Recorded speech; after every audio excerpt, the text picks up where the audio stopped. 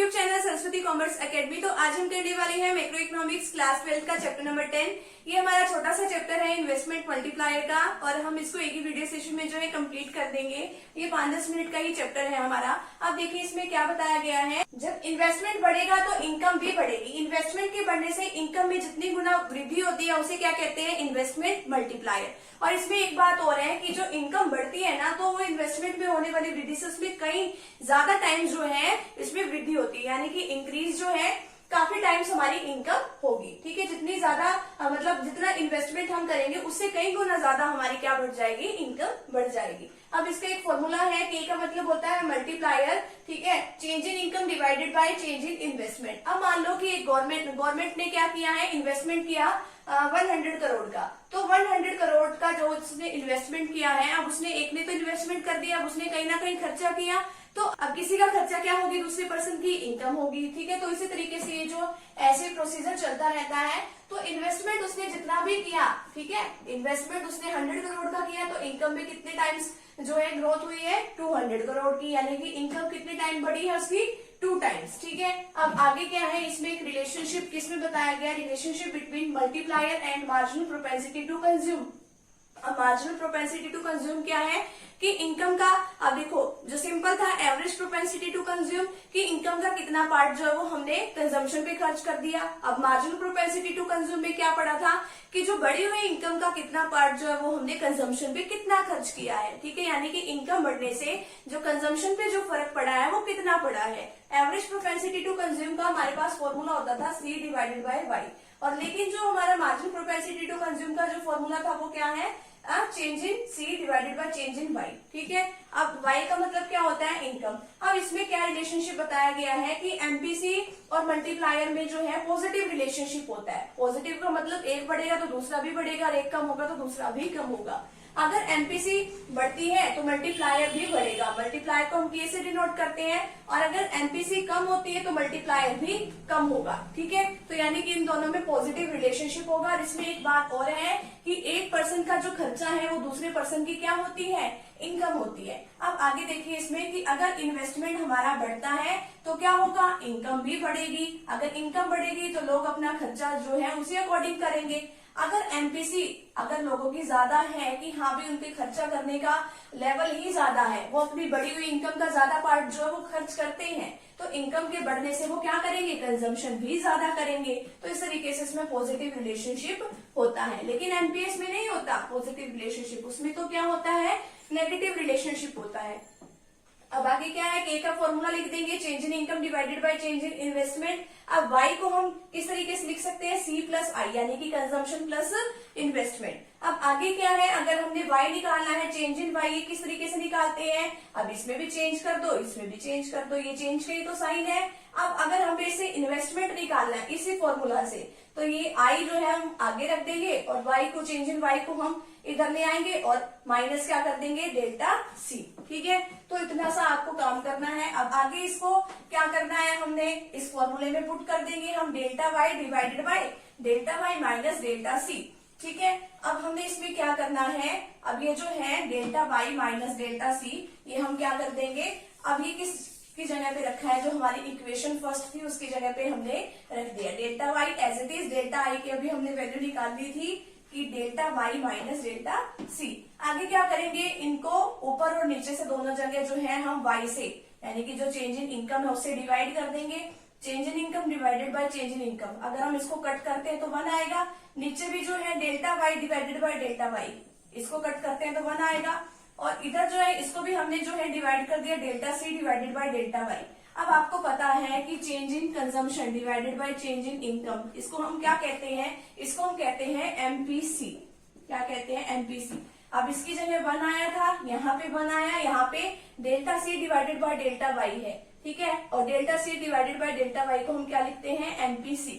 और 1 में से अगर हम MPC को माइनस करते हैं तो हमारा किसके इक्वल आता है, MPS के इक्वल आता है। ठीक है, तो ये फटाफट से भी आप इतने का स्क्रीनशॉट ले लीजिए। अभी हमारे जो है एक टेबल की हेल्प से अभी हम इसको सीखेंगे।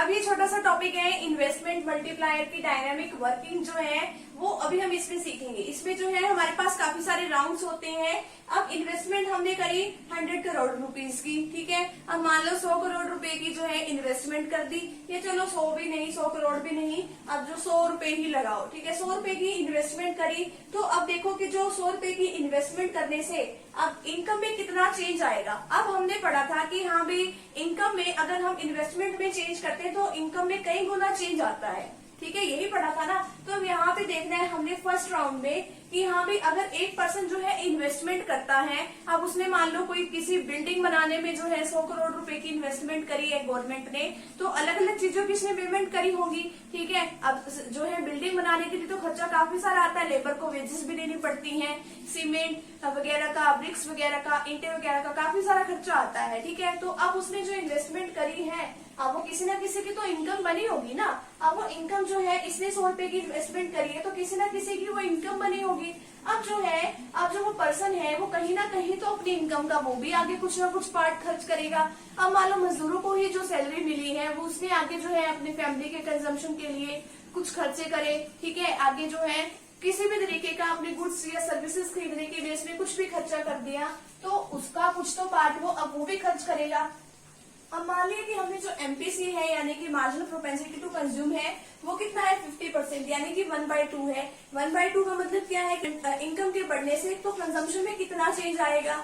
अब इसमें कितना चेंज आएगा, 50% जो है वो हमने चेंज दिखाना है, यानी कि अब 50% अगर हमने खर्च कर दिए तो 50% हम क्या करेंगे, उसका सेव करेंगे ना। अब 100 का 50% कितना होता है, 50, ठीक है। अब अगर उसने 50 कंजम्पशन कर लिया तो 50 उसने क्या किया होगा, सेव भी तो किया होगा। अब ये जो 100 रुपीज है वो 50 उसने क्या कर लिया, कंजम्पशन कर लिया। अब ये जो कंजम्पशन किया है अब वो किसी न किसी की तो इनकम बनी होगी ना। अब इसी तरीके से ये जो प्रोसेस है ऐसे ही चलती रहेगी। अब उसके पास जो इनकम आई, अब वो अगला पर्सन भी किसी न कहीं इसको खर्च करेगा। उसने जो 50 का हाफ जो है कंजम्पशन करने में खर्च कर दिया और हाफ उसने सेव कर लिया। अब ये जो 25 रुपीज है वो कहीं ना कहीं उसने खर्च करे होंगे, किसी और की इनकम बनी होगी। आगे फिर उसने आधा पार्ट कंजम्पशन कर लिया और आधा क्या कर लिया, सेव कर लिया। अब इस प्रोसेस को हम ऐसे ही चलाएंगे। अब यहाँ पे देखो, यहाँ पे हमने किस तरीके से करना है। अब जो कंजम्पशन और जो सेविंग है ना, लास्ट में जो मैं टोटल करने का तरीका बताती हूँ। अभी जो कंजम्पशन है वो आगे कितना आएगा, कंजम्पशन और सेविंग का टोटल जितना हमने इन्वेस्टमेंट किया है उतना ही आएगा, ठीक है। और यहाँ पे जो है, यहाँ पे अगर इन्वेस्टमेंट 100 है तो यहाँ पे कितना आएगा, ये 200। ये किस तरीके से निकालना है, इसका हमारे पास एक छोटा सा फॉर्मूला है, वो भी हमने रिलेशनशिप वाले उसमें भी किया था, K = 1 divided by 1 minus MPC, ठीक है। अब 1 माइनस MPC की जगह हम क्या लिख देंगे, MPC हमने कितनी ली है, 1/2, K = 1। अब आगे हम जो है इतने का क्या ले लेंगे, एलसीएम ले लेंगे, ठीक है। अब इसका हमने एलसीएम लिया तो कितना आया, 2, ठीक है। एलसीएम लेने के बाद हमारा जो आंसर है वो कितना आया, 1/2। तो अब 1 ये जो ऊपर का है और यहाँ पे 1/2, ठीक है। आगे जो है अगर हमने इसको इक्वेशन को सोल्व किया तो कितना आया, 2। तो जो मल्टीप्लायर है वो कितना आया है, 2। तो अब जो है यानी कि इनकम में कितना चेंज आएगा, इन्वेस्टमेंट में चेंज होने से इनकम जो है दुगनी हो जाएगी, ठीक है। तो 2 टाइम्स हो जाएगी। तो 100 का 2 टाइम्स कितना होता है, 200, ठीक है। तो इस तरीके से हमने इसमें निकाल लेना है। और वैसे भी एक फॉर्मूला ये हमारे पास होता है कि इससे हमें पता लग जाता है कि हाँ भी हमारा ठीक है क्या नहीं है। हम आगे क्या है, आगे इसकी छोटी सी वर्किंग हो रहती है, मल्टीप्लायर प्रोसेस फॉरवर्ड। अगर इन्वेस्टमेंट बढ़ती है तो हमारी जो इनकम है वो भी क्या होगी, बढ़ेगी, ठीक है। अगर हम बढ़ा रहे हैं इन्वेस्टमेंट को और भी ज्यादा तो इनकम भी हमारी बढ़ेगी। और बैकवर्ड का मतलब क्या है कि अगर मान लो इन्वेस्टमेंट हम कम करते हैं, इनिशियली इन्वेस्टमेंट ही हमने कम किया है तो हमारी इनकम भी जनरेट कितनी होगी, कम। पहले हम जो है 100 करोड़ की इन्वेस्टमेंट करते थे और अब हमने 200 करोड़ की हमें इनकम जनरेट होती थी। अब क्या है, अब हमने करनी स्टार्ट कर दी वो 50 करोड़ की मतलब जो इन्वेस्टमेंट है, ठीक है। तो हमें इनकम भी 100 करोड़ की ही मिलेगी, ठीक है। तो अगर हम इन्वेस्टमेंट कम करेंगे तो इनकम भी तो कम ही जनरेट होगी। तो इस तरीके से हमारा जो पूरा चैप्टर है यहीं पे कंप्लीट होता है। तो फ्रेंड्स, अगर आप चैनल पर नए हो तो चैनल को प्लीज सब्सक्राइब कर दीजिए, वीडियो को लाइक कर दीजिए और बेल आइकन को प्रेस जरूर कर दीजिएगा ताकि आपको आगे आने वाली वीडियोस का नोटिफिकेशन मिलता रहे। मिलते हैं नेक्स्ट टॉपिक के साथ, नेक्स्ट वीडियो के साथ। Thank you very much.